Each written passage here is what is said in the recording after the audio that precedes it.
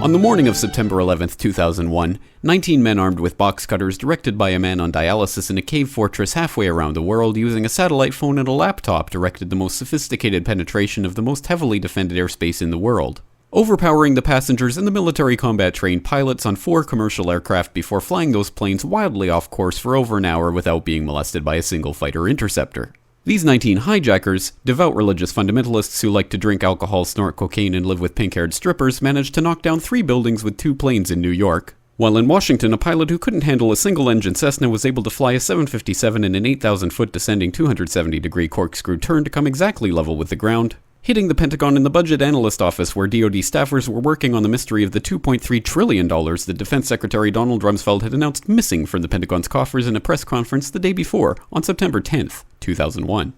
Luckily, the news anchors knew who did it within minutes. Osama bin Laden. The pundits knew within hours. Osama bin Laden. The administration knew within the day. Terrorists who committed these acts and those who harbor them.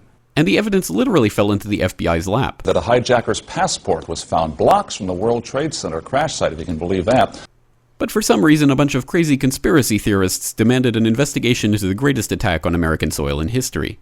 That investigation was delayed, underfunded, set up to fail, a conflict of interest, and a cover-up from start to finish. It was based on testimony extracted through torture, the records of which were destroyed. It failed to mention the existence of WTC-7, Able Danger, P-TECH, Sibel Edmonds, OBL and the CIA, and the drills of hijacked aircraft being flown into buildings that were being simulated at the precise same time that those events were actually happening. It was lied to by the Pentagon, the CIA, the Bush administration, and as for Bush and Cheney, well, no one knows what they told it because they testified in secret, off the record, not under oath, and behind closed doors. It didn't bother to look at who funded the attacks because that question is ultimately of little practical significance. Still, the 9/11 Commission did brilliantly answering all of the questions the public had, except most of the victims' family members' questions, and pinned blame on all the people responsible, although no one so much as lost their job, determining the attacks were failure of imagination. Because Nobody in our government, at least, and I don't think the prior government that could envision flying airplanes into buildings. Except the Pentagon, FEMA, NORAD, and the NRO. The DIA destroyed 2.5 terabytes of data on Able Danger, but that's okay because it probably wasn't important. The SEC destroyed their records on the investigation into the insider trading before the attacks, but that's okay because destroying the records of the largest investigation in SEC history is just part of routine record keeping.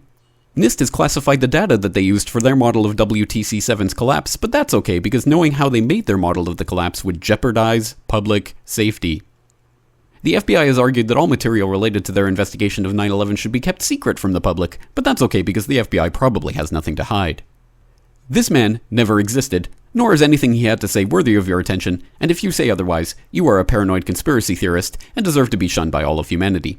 Likewise him, and her, and her, and her, and him. Osama bin Laden lived in a cave fortress in the hills of Afghanistan, but somehow got away. Then he was hiding out in Tora Bora, but somehow got away.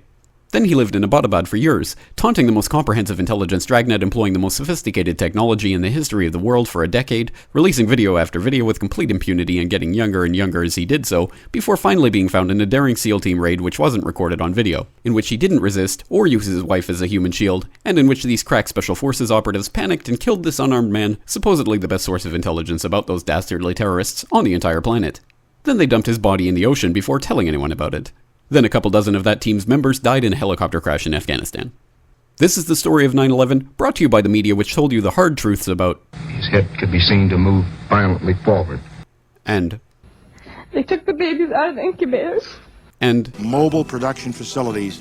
And the rescue of Jessica Lynch. If you have any questions about this story, you are a batshit paranoid tinfoil dog-abusing baby hater and will be reviled by everyone. If you love your country and or freedom, happiness, rainbows, rock and roll, puppy dogs, apple pie, and your grandma, you will never ever express doubts about any part of this story to anyone. Ever. This has been a public service announcement by the Friends of the FBI, CIA, NSA, DIA, SEC, MSM, White House, NIST, and the 9/11 Commission.